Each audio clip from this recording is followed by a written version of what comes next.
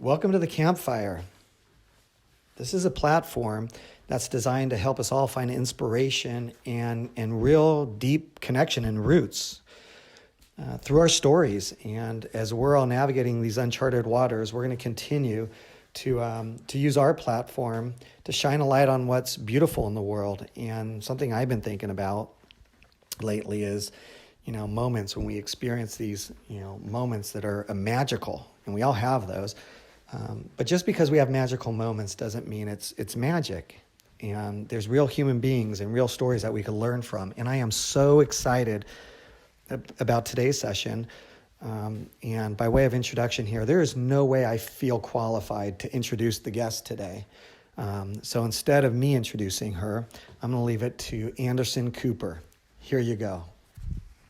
But sometimes something astonishing happens, and a person in the face of tremendous adversity finds the courage and grace to put others' lives and safety ahead of his or her own. The woman you're about to meet is remarkable.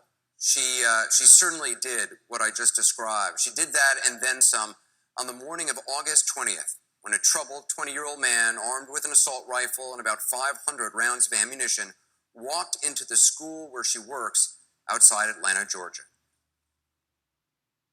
There is an active shooter at McNair Elementary School. DeKalb County authorities are surrounding the school. Bookkeeper Antoinette Tuff is trapped inside with the gunman and dials 911. I'm in the front office. Oh, he just went outside and started shooting. The shooter exchanges gunfire with police. Oh, can I run? Can you get somewhere safe? But Antoinette doesn't run. When the gunman returns, she relays his demands to police. Okay, he said to tell them to back off. He doesn't want the kids. He wants the police. So back off. And what else, sir? He said he don't care if he die. He don't have nothing to live for. And he said he's not mentally stable. She keeps the gunman in the front office while students continue to sprint out of the building. He said, but if they come armed, he's going to start shooting again. Parents anxiously wait for news about their children. Tell them to stand down now. Antoinette keeps the conversation going for over 20 minutes. I can help you. You want to talk to them? Want me to talk to them and try to... Okay, well, let me talk to them and let's see if we can work it out so that you don't have to go away with them for a long time. She uses her best defense, compassion. It's going to be all right, sweet. I just want you to know that I love you, though, okay? She forms a bond with the gunman We all go through something in life. and shares her own past struggles. I tried to commit suicide last year after my husband left me, but look at me now. I'm still working and everything is okay. And in that moment, where so much could have gone so wrong, Antoinette Tuff convinces Michael Hill to do the right thing. They're coming, so just hold on, Michael. Go ahead and lay down. And he surrenders. Hello? Yes. I'm telling you something, babe. I ain't got this no kids all days of my life. Me either. But you did great. On that day, courage and decency triumphed over fear and the impulse to do harm. 800 children went on to continue their precious lives. They were safe because Antoinette Tuff said, "It's gonna be all right." Oh, Jesus. You did great. Into the recording, but Antoinette, I'm so happy to have you on, my dear. Welcome. How are you doing right now, given everything that's going on in the world? I am awesome.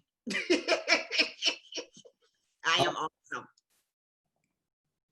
Yeah, it's interesting. I was watching the news this morning, and I was watching the horrific scenes in New York City, and they had some cameras in a couple of the hospitals, and they were interviewing some of the doctors and nurses, and I was like, man, these people are heroes. I felt so like almost helpless sitting here at my, being shut down here in LA. Like, what can I do? I'm not out there. When you hear that, like when you watch that and you see these people that are heroes, what comes up for you? I mean, we all come together and when it seems to be overwhelming and tragedy. And a lot of times you don't know what's down on the inside of you until it happens.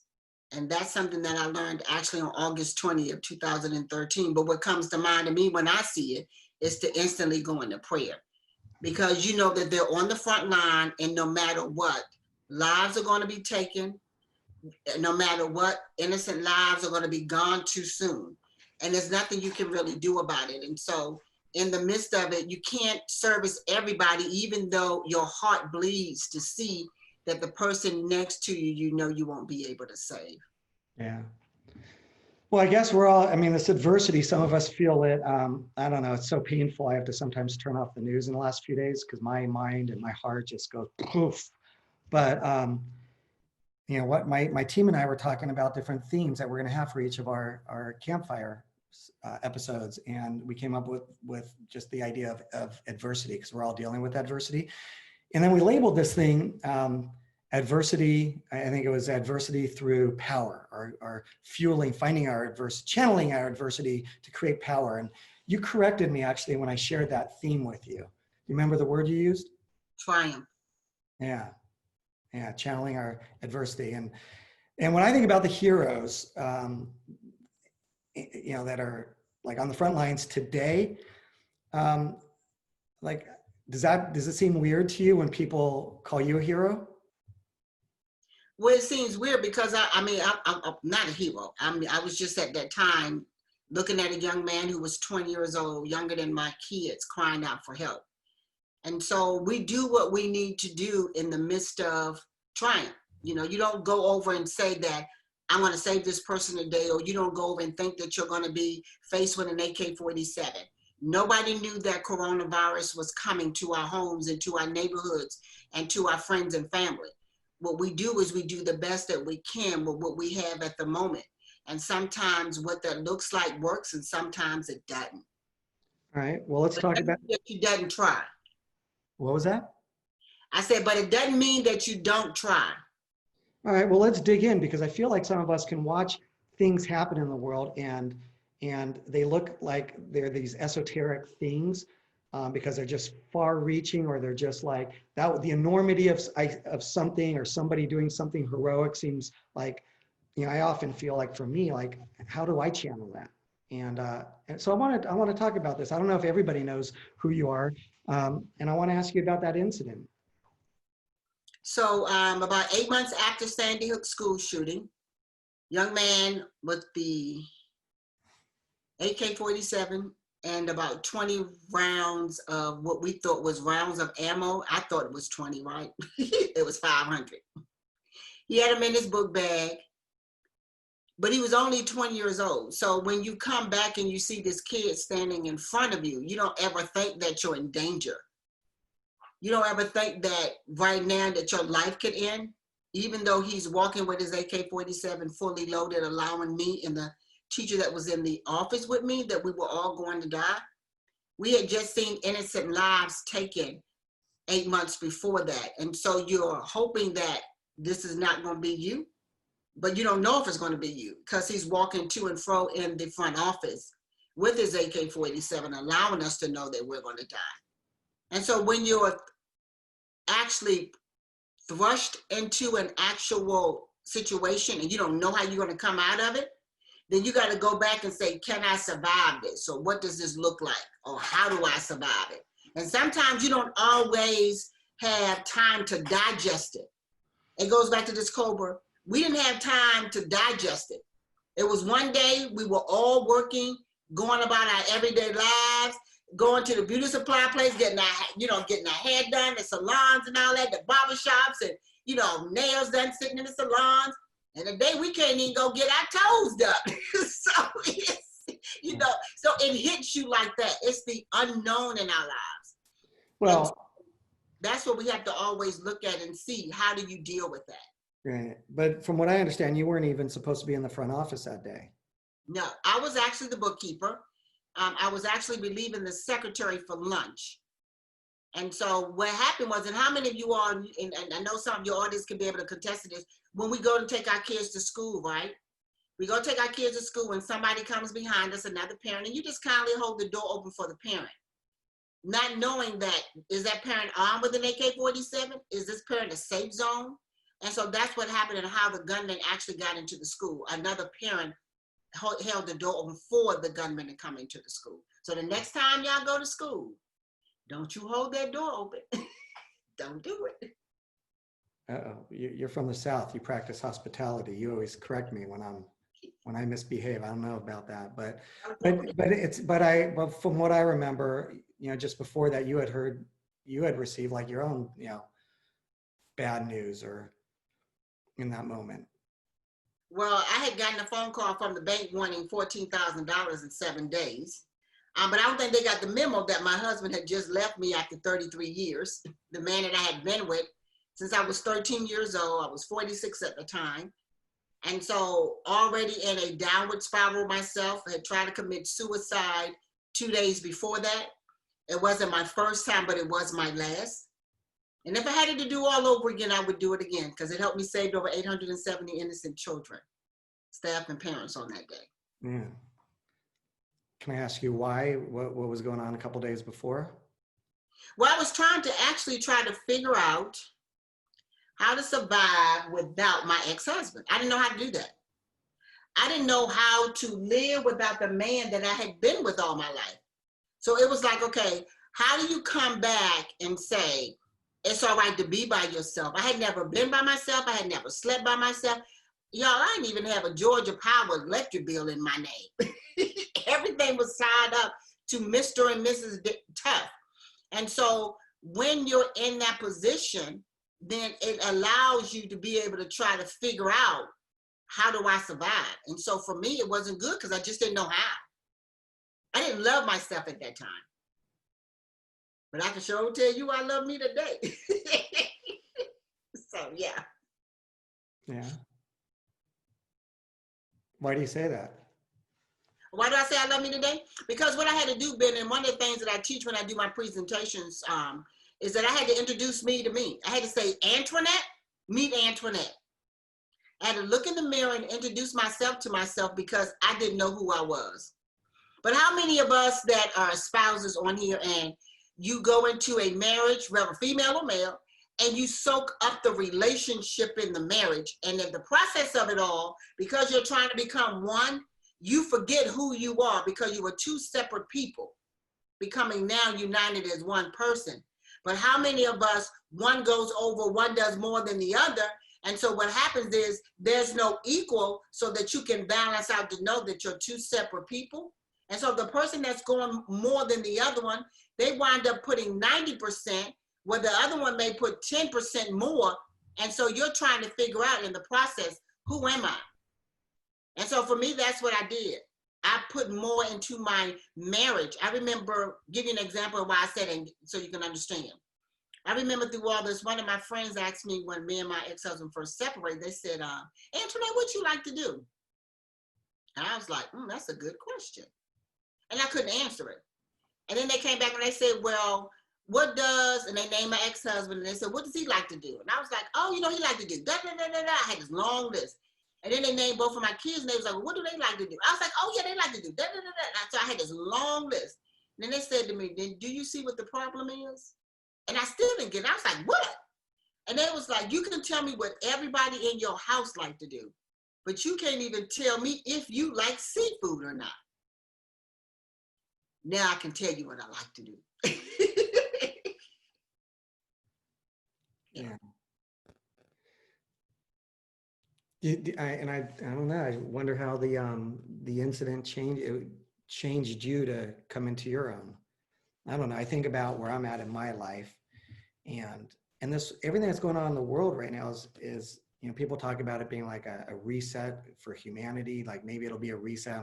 I've been thinking about it for me. Like, all right, I'm halfway through this journey. I want the second half to be different. Here's what I want to do in the second half. But one of the struggles for me was always, I think you said loving yourself. That's a tough one. Mm-hmm. And the process of it all. Because like now, how many people are sitting at home with a spouse, right? Let's take marriage, for instance. How many people are sitting at home in a marriage, and before all this happened, you may have said to yourself, I am getting out of it. But because Corona came, you are now stuck in it as you feel, right? And so how do you deal with the process of it all? And a lot of times what we can't deal with is the unknown in our lives. Like I can deal with, I know that tomorrow's going to rain. but I can't deal with the no. Am I going to still love you the same way I did today when yesterday you just told me that you no longer want me? So it's the unknowns in our lives that take us down the spiral of trying to figure it out. And it was what took me down the spiral of, wanting to commit suicide. Can I make it? Can I do it? Those things are the things that allow you to be able to see, is life worth living for? Yeah. Well, take that back to being in the front office in that school that day. Like, I've heard the entire 911 recording, and I've heard, I could hear gunshots going back and forth between the cops outside and Michael Hill from inside, right? Like, there's gunfire going back and forth in that moment. Mm-hmm. I'm like, how can you look at him in that instant as just a young, troubled man versus someone who's trying to, do what he went in there to do? Well, first of all, it's the compassion. So one of the things that I teach in my presentation is called Tough Tactics. And Tough Tactics stand for compassion, confidence, and control. And so what I had to do in that moment with Michael Hill was to be able to have compassion, to not look at the AK-47, not look at the 500 rounds of ammo that he had, not look at what I seen he was doing. Now, even when he said to me, I hadn't taken my medicine, I'm not mentally stable, I couldn't look at those things. What I had to look at was, this was a 20-year-old young man crying out for help. And can I help him in the process? And not only allow me to go home, but allow all of us to go home today. So that's what's important for me. Yeah. What sounded like that happened like halfway through that experience. As I listened to it, it was almost like I don't know, like something shifted like 10 minutes into that. And it was almost like when I started to hear you relate your own struggles, your adversities, your things you went through, it was as if like everything changed in that room. And I don't know if I've ever told you this, but after that, after I heard it, I was on a crusade to tell your story to the world.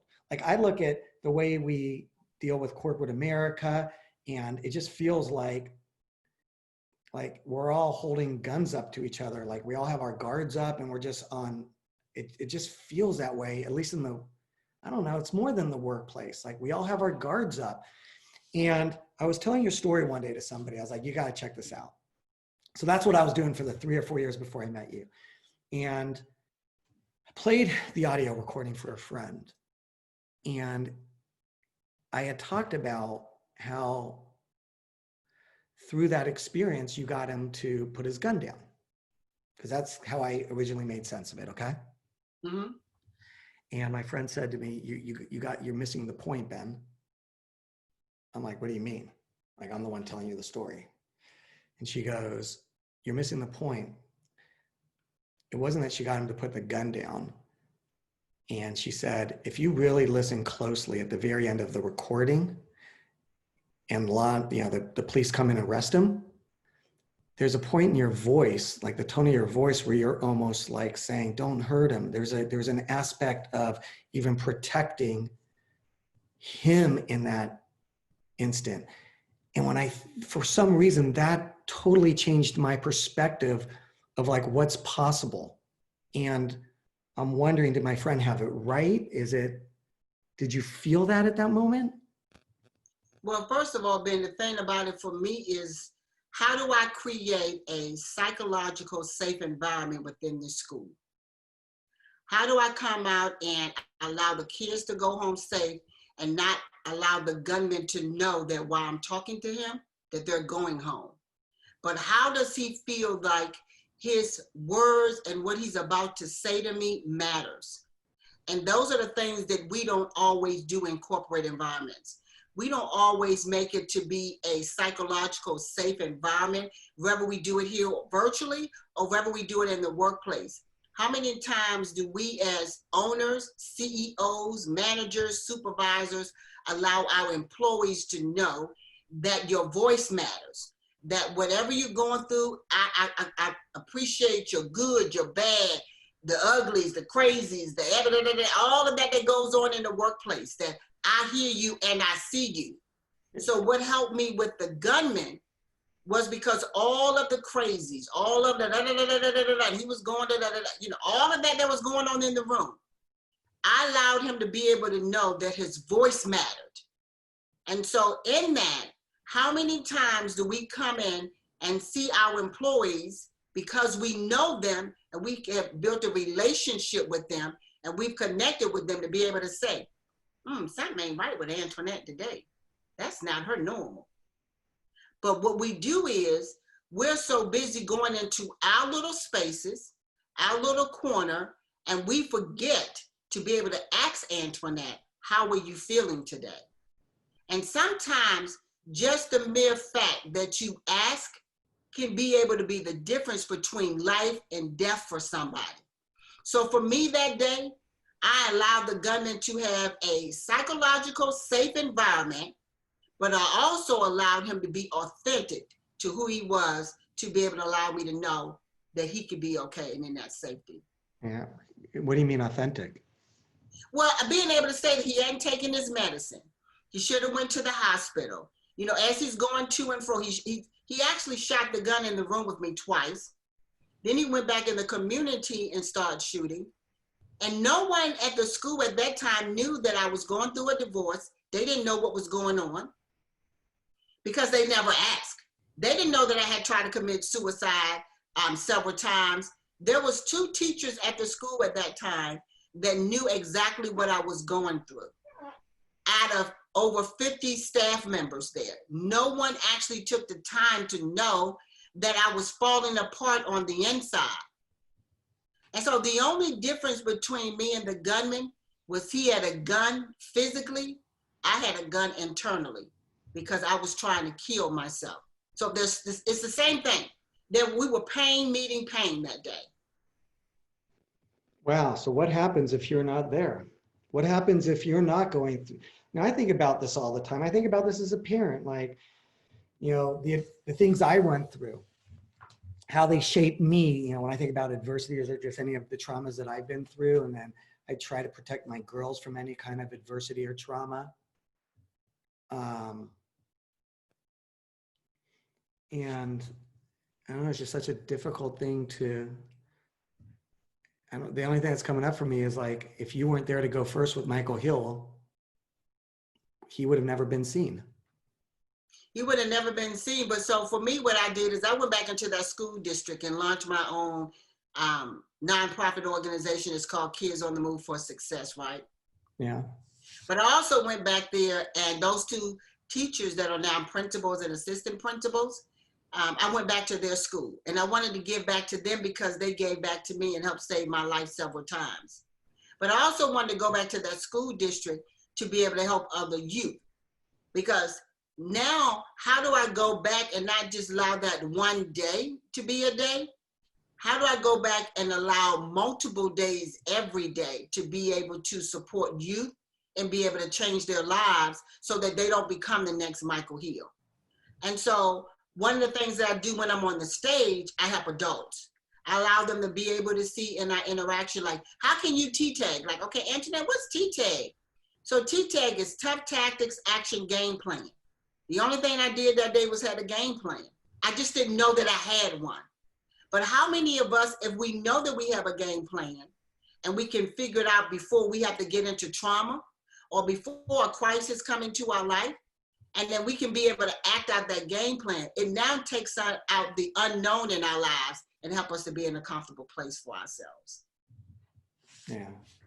Well, as you're talking about that, I was thinking, I was watching this interview last night with, you know, who you guys know who Malala is. She won the Nobel Peace Prize in like 2014. I think when she was 14, she was an Afghani. She lived in Afghanistan, and the Taliban tried to murder her. And she was shot, you know, through her head into like all the way, and she survived, and she went on a crusade to speak out against the Taliban. She won the Nobel Peace Prize when she was like 16 years old in 2015. And I was listening to an interview with her, and she described what actually happened. And I think this is kind of what I'm trying to, I don't know if understand or try to bottle. She said, you know, the person who shot me was actually another teenager. and he was a kid struggling too. Mm-hmm. I was like, how many of us, I know from like, how many of us, like, what if we got to a place that we could see people that way, like what the workplace would look like, what the non-workplace would look like? It would just be so much different. And it's so simple, but yet it ain't easy. That she looked at him as just another kid, the person who shot her, as a kid who is struggling. Yeah, but you know the thing about it, the reason why she could do that though, Ben, is because she didn't judge him. One of the things that I talk about in my Tough Tactics is use judgment without passing judgment. But how many times have most of us, before all this COVID came up, right? How many times have we looked at somebody without them ever saying a word? You look at them from the head to the toe, and you have already prejudged them and already got in your mind of who they are. And that's what we do a lot of times, is we judge people without even knowing them, right? And so that young lady was able to see that, first of all, he was a human being. And second of all, he was calling out help, just like the gunman that held me hostage. And I'm gonna call him by his name because his name is Michael Hill. He is somebody. And so with that, Michael Hill was able to come back. He passed several schools before he got to my school. He parked his car right next to my car. And if I had gotten to the front office at the time that I was supposed to get there, I would have missed him. And he would have encountered the actual secretary who had just started 2 days before that. But oh, I'm telling you, I don't know who all you all's high being is, but I'm telling you, there's always timing in the process of what we go through in our lives. And you may not understand it at the moment, but if you stay quiet, if you listen, if you're obedient in it all, it's going to always work out for your good. Well, I know about your faith, and I'm actually, as I'm listening to that, I'm reading a question here that Brent. So here's what I want to do: like, just integrate some of these questions here. Okay. If anybody has you can you raise your hand too to speak or get your camera enabled. So let's try to make this work here. But Brent asks, the workplace never seems quote unquote safe, and he goes on to say, safe to talk about your God. And he asks, does the experience that you went through, has that changed how you talk about God? And I'm just going to expand that, or anything in the workplace. Well, the thing for me is that most people that bring me on know about my faith in God, right? But what I've learned to do is that because my light's going to shine when I get there, if I ever mention God's name, you're going to always know that there is one. I'm going to give you an example of this. I remember going to speak at a actual safety conference. And so I'm at the conference, and this young lady comes up, and I'm talking about my story. I never mentioned God. I'm telling her about my story. I'm talking about my marriage and my divorce. I'm talking about my suicide attempts. And we're in this room of over 900 people. And so it's predominantly males and not that many females. And so she comes up to me, and one of the things that I do and talk about in my talk is that what I used to do with my kids is called lay in your bosom. And so they would lay in my bosom. So like when they was having a bad day or something was going on, they knew that laying in my bosom was their safe place, right? And so no matter what was going on, they could lay in my bosom and get it all out. So this lady in front of over 900 people, majority males in the room, came up and said to me, I know you believe in God. I need to just lay in your bosom because you just told my story. She said, I am now going through a divorce. Nobody knows it. And I just thought about committing suicide this morning because it was so overwhelming. But I heard God tell me to come to your conference. And even though you don't say it in your talk, I know you know him. And can I lay in your bosom? Because I just want to cry. But I'm too afraid. So you know what I said to her? I said, forget all these 900 people in this room, baby. And you lay in my bosom and get it all out. And she did. She laid in my bosom in front of all these people, and she just cried and cried and cried. And so you can imagine all these men and everybody looking like, okay, and all these ladies that was in the audience like, what is she doing to this lady? Right. She laid there, she just cried. And then when she finished, I just let her lay there. And I'm just talking to everybody else around like she was not laying in my bosom just crying. Because I'm talking to her while they're talking and nobody knows that she's crying, right? Yeah. And she gets up and she's like, oh my God, I feel so much better. And she said, you just don't know what that did to me.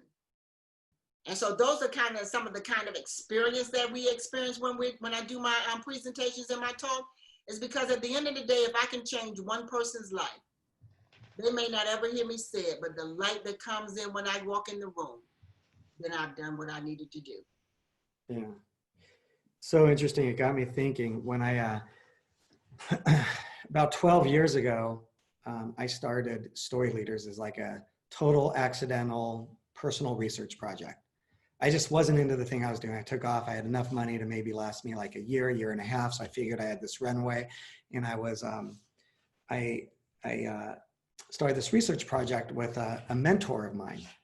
And I live in LA, he lives in San Diego, and I used to drive to San Diego like twice a week. And I had this like 7 or 8 year old Land Rover Discovery. So it was off warranty, and that thing would break down all the time, but it's all I had. And I started to, tighten down the screws, financially, because I was basically taking a sabbatical to start this research project. And I'd drive down to San Diego like twice a week. And the car started to break down. One day it broke down, and I was in the middle. I was like in North San Diego County, and there's a part of the off ramp next to the Marine base. Where there's no off ramp for like 5 or 6 miles, and my car breaks down at like 10 at night. And I remember the car breaks down.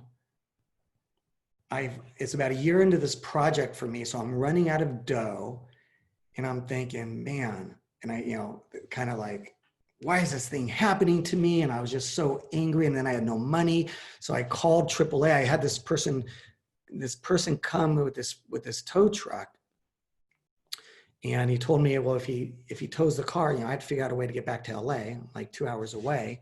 And then if I leave it with him, it's going to be like at least $1,000, let alone the cost of fixing it. So I was like, dude, I can't leave my car here. It's too much money. I don't have enough money. Like, I had no money at the time.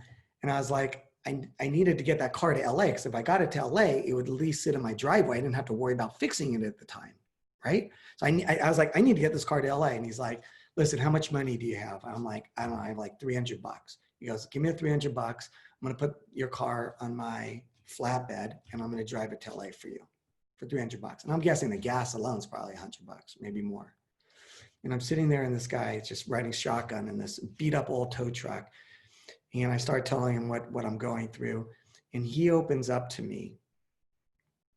I'll never forget that ride home. He opens up to me and shares how he had lost a child to a motorcycle accident who was like 12 years old. And he starts to open up and share. And he was this like really big guy, just tow truck driver guy. And he opened up and started to cry and shared the story. And he lost his son in an accident with him. The two of them were riding like dirt bikes in the desert, and he had an accident next to him. And he had shared and cried and shared and cried.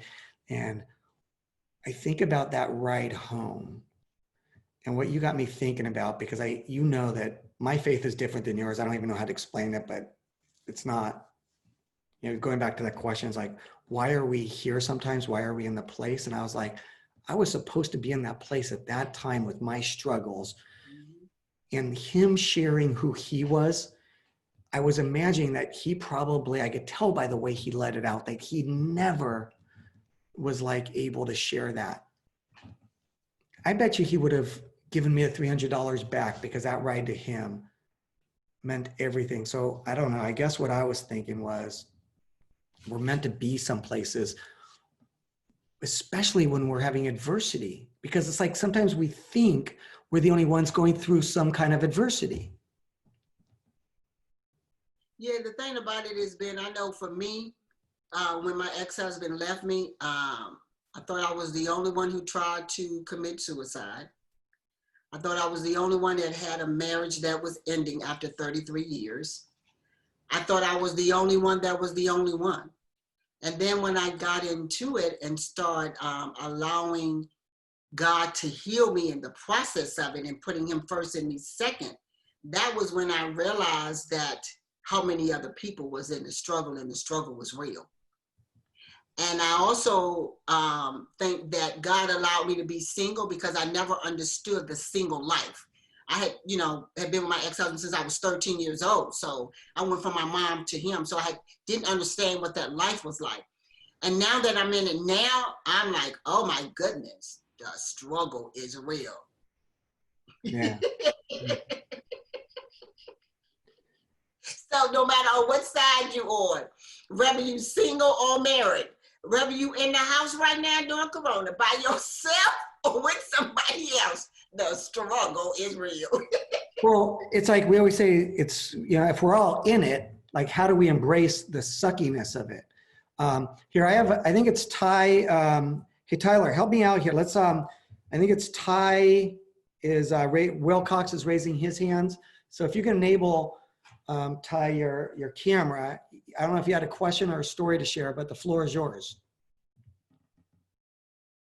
Hey, thanks, Ben. I appreciate it. Antoinette, this is such a great topic, and so appreciative of you and what you and your fellow educators do.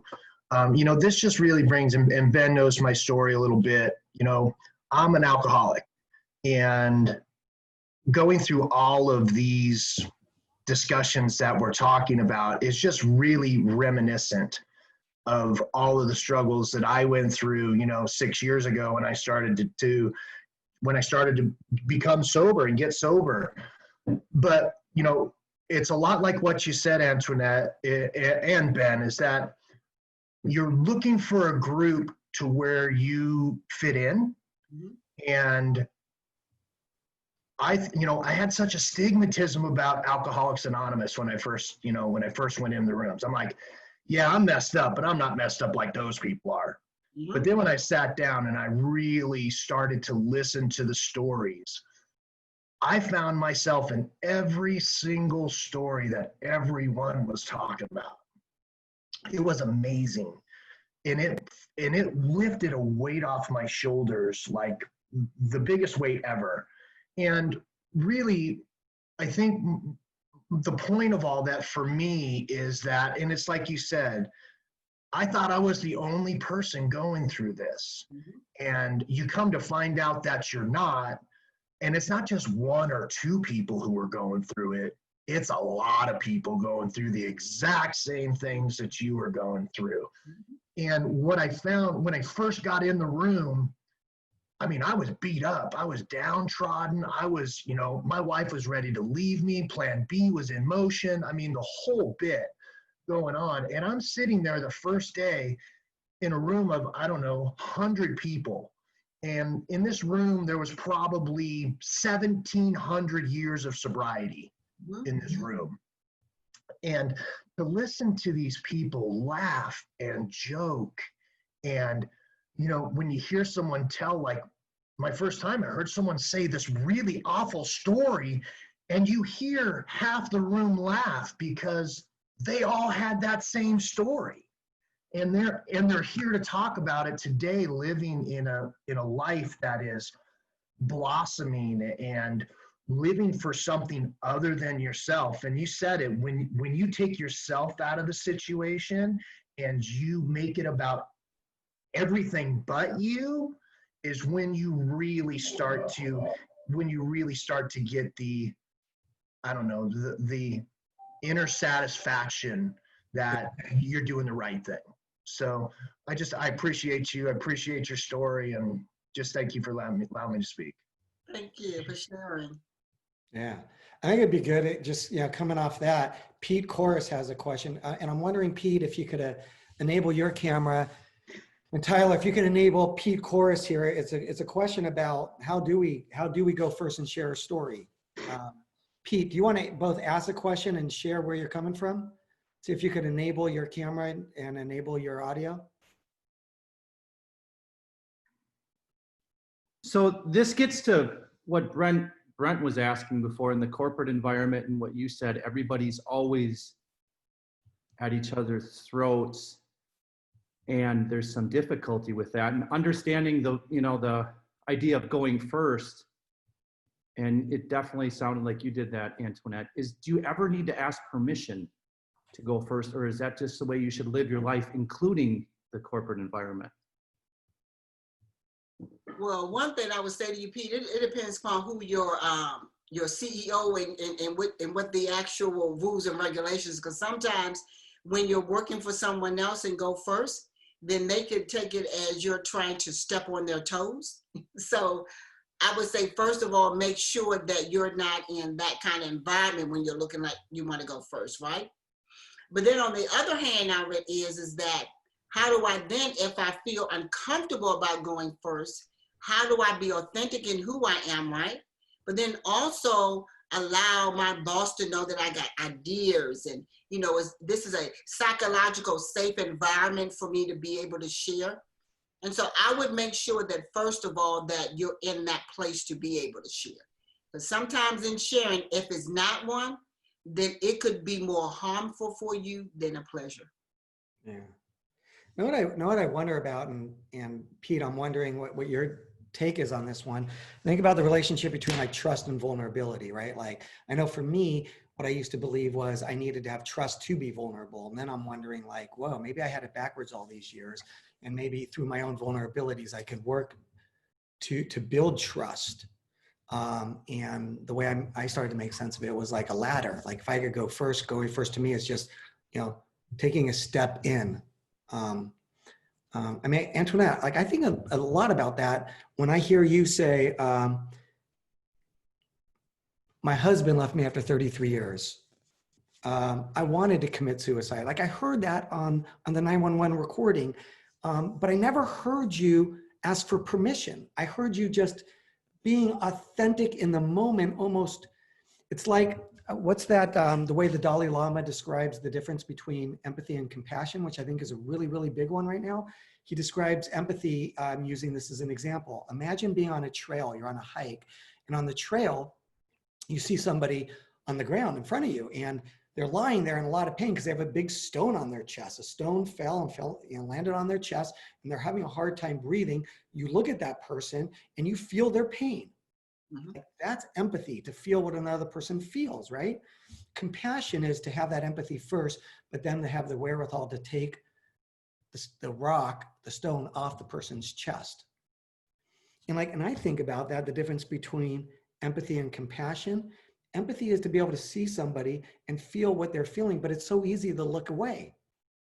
And I think like sometimes going first to me, and Pete, tell me your take, and Antoinette, like I feel like not looking away is going first, looking at somebody and going, whoa, that person's struggling. Whether it's Malala, that person who shot me is going through a struggle. Michael Hill, who's a 20-year-old with 500 rounds in AK-47 shooting at me and about to murder kids. Look, if we're all honest right now, we would use words, we wouldn't use words like compassion. Most people would use words like monster, kill him.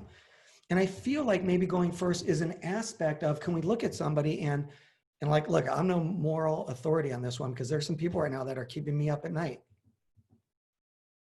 And it's hard. And maybe the biggest thing that, like, what if we can all get out of this is, if going first is, can we actually look at people in the eyes and go, well, that person is struggling too, especially now. Let me ask you this, Pete. When you say go first, tell me in what perspective are you talking about going first? Well, I mean, with vulnerability, I mean, I've never gone first just because I have maybe grown up in an emotionally devoid environment, right? And those types of places are you have to lead with trust. And it's kind of like the chicken, the egg, and two magnets. Like if two people are waiting to be trusting of each other, I think you have to lead with vulnerability. My question in my company, I mean, absolutely displays it top down, right? Compassion. And I feel comfortable at my company, but going first, and I'm beginning to. because we just had this workshop back in February. But for me, leading first with vulnerability is unnatural, and externally, other people I haven't met before, my question was more meant, do I have to ask permission or just always live your life vulnerable? Well, for me, I have always lived my life vulnerable. You get who you get. It's just me. I don't come in the room trying to be this big celebrity, trying to be this, this person of, I'm way up here and you're way down here. Ben will tell you, when I met Ben, it was like, give me a hug, baby, how you doing? You just get me. I've had some people say that, Antoinette, you just think everybody's your friend, or when you go into the room, you just gravitate to everybody. But to me, I see no stranger. I don't care if you have $2 or if you have $2 million. Nobody is different. Everybody is the same. But I live my life like that. My nonprofit, I service homeless and foster kids and kids that live in at-risk communities. Then my for-profit, where I do my speaking, my movie, and my book out of, I know people that make millions that could pay for everybody in my nonprofit bills. But do I treat them differently? No. So I would say to you is be authentic in who you are. Be Pete. So when people come in the room, they'll be able to say, wow, he made an impact. His light shined when I seen him.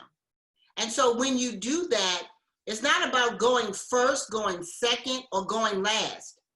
What it will be is that your light will so shine that people will be able to know you got to meet him. Man, that beard and them glasses right there sure said something when I seen him when he walked in that door. That handsomeness. They gonna talk you down so they might even remember your name.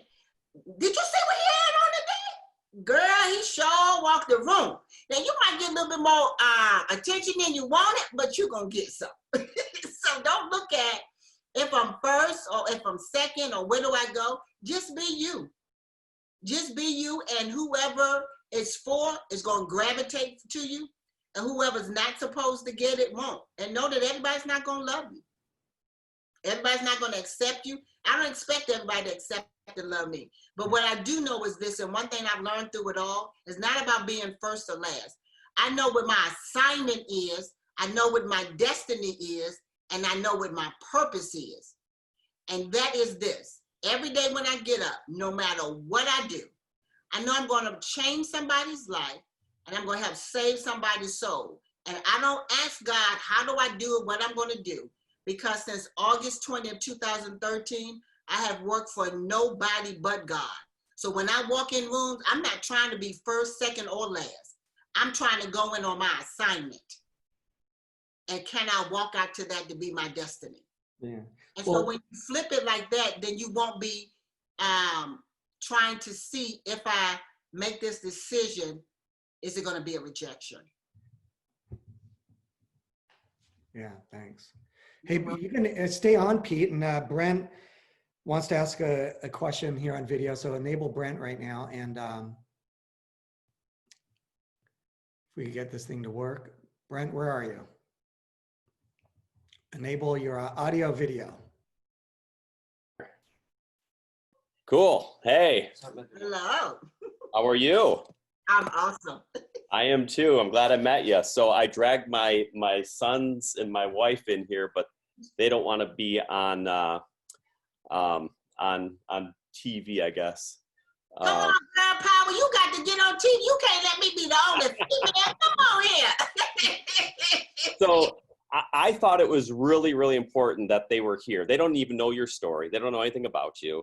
I just told them to trust me, and I told them that they need to be here because it's important for them to learn that obviously someday something could happen, and they might not have the biggest muscles, they might not have a bigger gun, but you didn't have either of those. You had you know who. So my question for you is we both know who was in control that day. And lots of things happened in those minutes. that probably surprised you? Out of all of the things that surprised you, what was the one that surprised you the most? Well, let me say on this conversation while I'm talking, you can say his name, and his name is God. Right. That's who surprised me the most. And the reason why was because I didn't know how clearly I could hear from him. I had, for the first time, could talk to him, but it was important for me to listen and to make sure that nobody interrupted the line. So you know how you go, you got the two-way, right? And somebody can call you and you beep in, you got all this stuff going on, all the distractions. That was one day I said, Lord, do you see what I see? Because this young man is walking to and fro in this room with me. And so when you listen to the 911 call, and you can see it on my website, which is AntoinetteTuff.com. When you hear the 911 message, right, the recording, that's the first one. Nobody heard me, the second one. Nobody heard the first one. This young man had been in the room with me for a long time. He had shot in the room with me several times. And you just imagine you're in the room and the bullet is ricocheting in the air. And so you're hoping that not only does the bullet not hit you, but doesn't hit anybody else in the room, including him, right? And so when you see all that and everything is going on around you, you got to be able to know that, am I hearing the instructions right? Because every word that proceeded out of my mouth during that time could be life or death. Not just for me, but for everybody in the building. Because he had already tried to shoot at the kids. He had already said to me that we was already going to die. He even went so far as to put the gun here to try to kill himself several times. And I said to him, oh, no, baby, we ain't doing that today. No, we ain't dying today. So when you see all that, you got to be able to know that it's important that we all go home safely. Yeah. Well, Antoinette, that's, so Scott asked a question a little bit ago, and this is a perfect time. He says, he quotes you when you said, use judgment, don't pass judgment. Mm-hmm. He says, that's so well said. How do we influence our workplace, the current political system, where, you know, even when you disagree with somebody, how do we listen and stop the judgment? And he ends with kind of a question and a commentary. It seems like society is rife with vitriol and anger and hate instead of love and compassion and so forth. So I guess the question is, how do we move from judgment to stopping that, you know, stop ourselves from passing judgment? Well, one thing I would say is that I teach within my T-tags, right? So one of the things that I teach within my T-tags, and T-tag stands for Tough Tactic Action Game Plan, right? And one of the things that I teach in there is called Hi, My Name Is. And how many times have you gone to work, or, you know, you're in your cubicle or you're in your office and you just only know you? How many of you all that are actually here now can say that I know somebody that's down the hallway and around the corner from me? You know their name, you know all about them. So if they came up to you and something happened, you can be able to say, oh, Johnny's not right today, or Susan's not right today. Majority of the time, what we do is we get in our little circle and we only know who we know within that circle. So it may be somebody that's sitting next to you, somebody that's next door to you. And so Hi, My Name Is getting outside of your comfort zone, being your authentic self, to be able to say that, hi, my name is, and introducing yourself. And that's what gets to be able to have psychological safe working environments. And the reason why that is because now you are no longer in competition with me. We are now on the team together. And so I can be able to say to you, I'm having some struggle here. I'm not for sure what to do. Can you help me? And the reason why you can do that is because I've built a relationship with you. And you know my name beyond knowing my name on the roster. And so that's one of the things that we wound up doing within my T-tags. And so, yes, you're right. We don't have safe work environments, and it doesn't seem like it's a place that you can be able to show compassion. But how many of us right now are showing compassion? You know, I know for me, we're having an actual tomorrow. We're having with my community an actual another webinar just like this, and we're talking about compassion. Yeah. And so I'm bringing everybody in to be able to have a conversation on it. And how do you do that? And how do you be able to show compassion in the midst of all of this?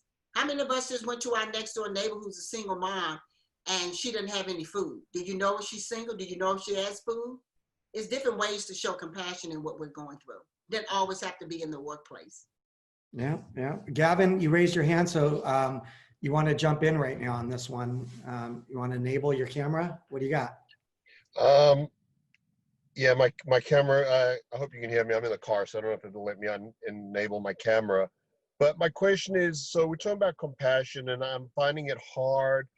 You know, I'm looking at people online posting videos and saying, well, I know I've got COVID, I'm asymptomatic, I've been tested, you know, and they're like, I'm in Walmart or I'm shopping and I don't care if I give it to somebody, you should stay at home if you don't want to get it. I mean, it's like somebody walking in with a gun. I mean, it's a death sentence to some people if they get this COVID. So how do you have compassion for those people that think, oh, well, I've got it, I'm asymptomatic, but I don't care about the rest of the population? You know, I'm trying to find a way to feel compassion or something because it just makes me angry. I mean, I'm like, those people should go to jail just like committing murder. Yeah. Can I share on this? Can I share? And then, Gavin, you know, it sounded like it was an open question. When I turn on the news, there's some people that I see on the news every day. It's tough to have compassion for. So Antoinette, it's hard. It's hard, but I did have a little aha moment this weekend. I was, you know, I see a lot of people that are posting these like beautiful, everybody's happy. We're doing virtual happy hour, and they're like, have these images on Zoom of like everybody toasting, you know, and we're all so good. I love my company. And everybody's like a pep talk, and everybody's like, well, keep your chin up. And it's like, we've conditioned ourselves to believe that we should always be happy and always keep like a positive outlook on life. And like for me, for a couple of weeks, I've really been struggling. Like I'm scared. And like the more someone says, keep your chin up, the more I get angry. I want to be like, I need to be angry right now. Anyways, my daughter was over on Saturday, and I wanted to have a talk with her about my oldest daughter about what was going on. And I wanted to share some things that were going on for me, like why I'm scared. And I didn't know how to have that conversation with her. You know, how do you have a tough conversation? Everything's going to be okay in 2 months. You're going to be okay. Go back to school. And I shared, and unexpectedly, as I started to share, I started to get really choked up with her. And we're sitting in my breakfast room, and I started to just bawl. I was like, I can't hold this anymore. And I just think my daughter, I don't know what I shared with her, but I just started to bawl. It was almost like an eruption. And I don't know for how long I shared, but she saw me like just let it all out. And I asked her what was coming up for her. And she had shared some things with me about how she's trying to exist on the planet and her part. And she started to just totally cry. And she's the one of my daughters who's like not the big crier. She kind of is a stern, tough girl, beautiful woman. And she had cried and shared. And I remember after that feeling like some of my anxiety went away. And it wasn't like just releasing the pressure valve, like this cathartic release. It was just around like being honest with our emotions. And Gavin, what I was thinking about was like, when we say show up authentically, you know, that doesn't mean just try to fake being happy. If we're feeling whatever it is, and if we're going to be authentic and be real about it, let's be real about it. Like whatever we're feeling in those moments. And maybe the other end of that is a level of fulfillment and purpose that comes from that, as opposed to always trying to be happy. So let me tell you all what I do that kind of helps me stay within my happy place. First thing I do is I get up and I start my day with prayer and meditation and all that. I start my day with that. Because I just believe that whatever you start with, you end with, right? I don't start my day with the news, trying to figure out what they're doing and all that, who done post a video and this and that and other. I don't feed myself that in the morning when I get up. I feed myself positively. So I get up and I read a morning book, if you can see that. So I read things that's going to bring me light, because right now we're in what seems to be darkness, right? You see people getting it. You see them on social media posting where they can't breathe and things that are going on. Every time you turn on the news, our president is saying something else. Local government is saying something else. They're shutting down things. So it seems to be when you're outside of your home, chaos is everywhere, right? So you got to have somewhere and some place that's going to make you stay within your zen and your happy place, right? The other thing is, I'm not sure if you all can see behind my wall, right? So this right here is my actual wall, right? So I write those things down. And so one of the things that I write down and I say over myself every day is that the right thoughts plus the right people in the right environment at the right time for the right reasons equal the right results. And so I say those things to myself in my whole room and on all my walls. You see, I put words of affirmation, words of what I need. Where am I going? What does that look like? So I have like a vision room. And so no matter where I'm at in this room, it gives me what I need for me.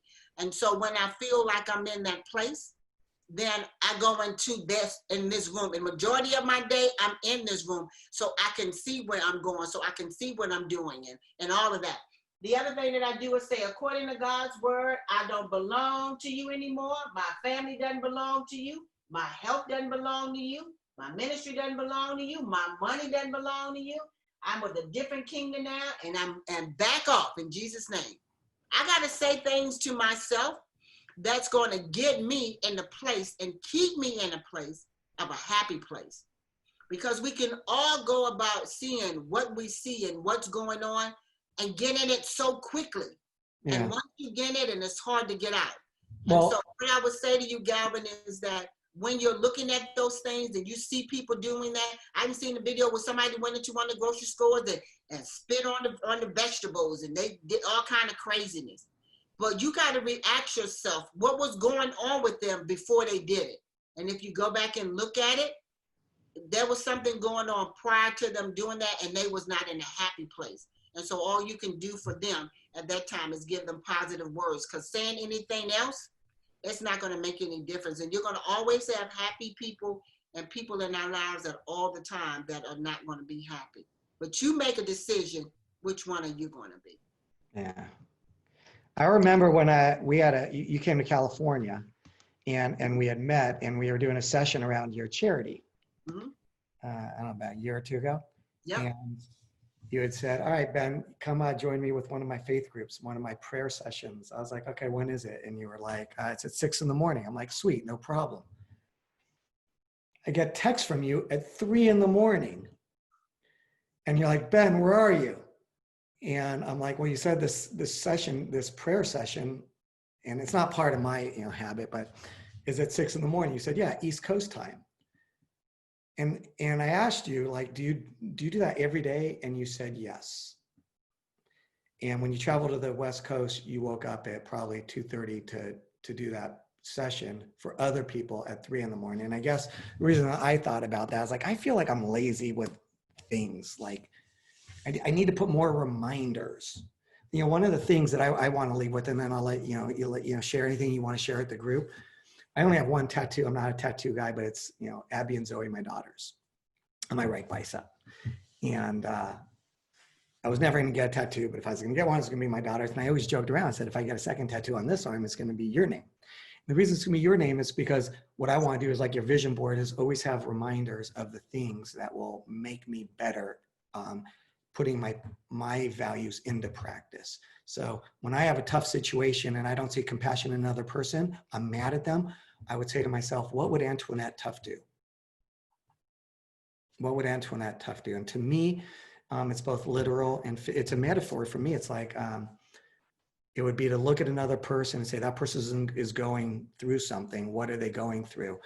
And to put myself in that vulnerable place where I'm not so in charge and I'm not trying to control the outcome, because I don't think you ever tried to say, put your gun down, Michael Hill. In fact, but that's what we all do all the time. And to me, going back to that first question, how do we go first? Maybe going first, it resonates with me. It's It means seeing another person and being okay to be vulnerable, because what in life has ever been great that hasn't been vulnerable? Putting a man on the moon, you know, Martin Luther King standing in front of hundreds of thousands of people, talking about the thing that he imagines, you know, getting through this virus and whatever, it's all vulnerable.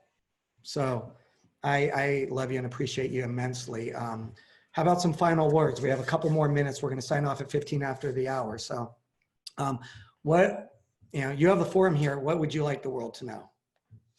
I would say this to you all is that no matter what it looks like, no matter what it feels like, love you in this process. Some of you all have had some dreams that you've always wanted to do. Some of you have always said, I had this business in mind and I always wanted to do that. Focus on those things. Come back and look at those things and say, I wrote this vision down, or I wrote this, this business plan down 5 years ago, and I just had an opportunity to do it because I've been busy on my job.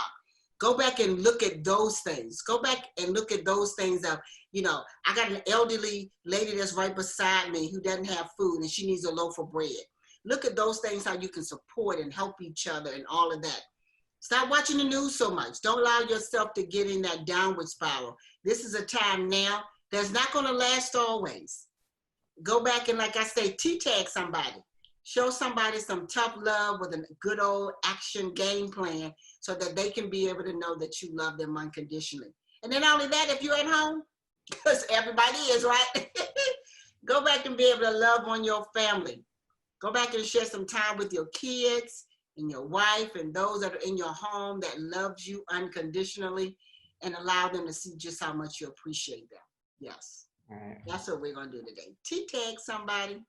All right. Well, you're magical, so thank you. Tyler, you want to jump in and add something? Or? Yeah, last thing, Antoinette. Some of the viewers are interested in how they can get involved with the organizations or where to get your book. So if you could just share briefly of how they can get involved or where they can find you, just provide the information, that would be great. Okay, so you can get in contact with me. My website is AntoinetteTuff.com. You can email me at info@AntoinetteTuff.com. And you know what I'll do is, Tyler, I will type it in the comments so that you all can have it. So my email, I'm going to put my email here, which is info@AntoinetteTuff.com, right? And my website is AntoinetteTuff.com. So everything is my name. You ain't got to try to figure it out, right? It's like, okay. And then my nonprofit is KidsOnTheMoveForSuccess.org. And then if you're feeling real good, you just like, Antoinette, I just want to hear your voice, right? It's good. You can call me too. I don't mind your phone calls because it's all right. You can give me a call also. I think it was 70-222-3410.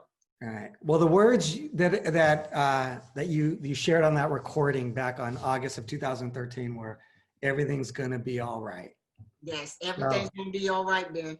So also, Tyler also asked, where could they get my book? They can go on my website on AntoinetteTuff.com, and you can get my book there. And I'll also send you an audio coupon that you can get it. And then what I'll do is autograph it for you and give you a nice little good old note. So you can do that too. All right. Well, thanks for hanging with my tribe, Antoinette. I love you dearly. Anytime. Yeah. We're going to continue the campfire on Thursday, same time, but the format's different. So on Thursdays, what we're going to do is just have open storytelling. So we're just going to get online and share our stories. And we're just going to have people in the chat section just throw in some topics or themes, and then we're just going to share stories around that. And so that's going to be on Thursday. And then next Tuesday, I'm going to have another guest, Mark Golston. And some of you who've been through the workshop know that he's inspired a lot of my work. He wrote an incredible book called Just Listen. And he's an incredible guy that has helped me become a better listener. I think we all need to be better listeners. So for that, thank you all for listening, and I'll see you all on Thursday and then again next Tuesday. Yes, and then if you all want to join me tomorrow for hours, make sure you send me an email. I'll make sure I add you onto it. Yes. Antoinette, also type in your webinar that you do, your Coffee with Antoinette. Type that in there, and you guys have a great day. Signing off now.